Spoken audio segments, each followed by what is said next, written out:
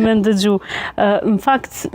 kur ne martohemi hyn martesë, nuk besoj që njihemi aq mirë paraprakisht, sado që jemi gjatë me një lidhje,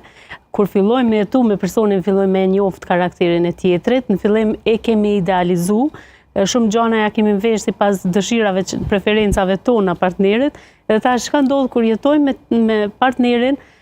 veç fillojmë me i pa ato mangësit, ato e shohim realin, kush është ai reali dhe ky ideali është pak vështirë mu shkri në ato që është real, edhe këtu fillojnë mandej ato problemet. Mos harrojmë edhe pjesa paramartesës është ka ma pak përgjithësi, njerëzit janë atë fazën ku dojnë me lënë përshtypje të mira, janë ato flirtet, është periudhë tjetër ku secili prezanton vetëm pak ma mirë, mas martesës, tamam fillojnë mu pa realitet dhe këto fillojnë shpesh në fillimet të martesës, nashta ajo krejt mujt e parë, mundë me pas do vështërsi.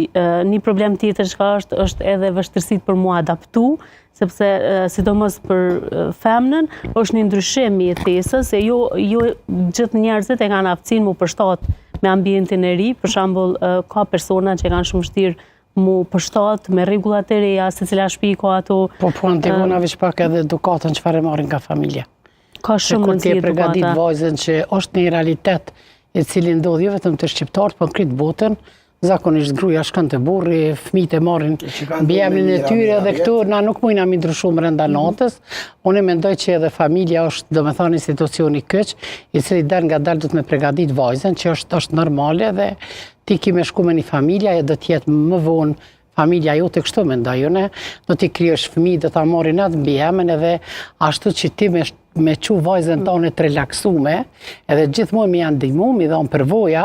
se kjo është një proces që ecë, nuk ndalet.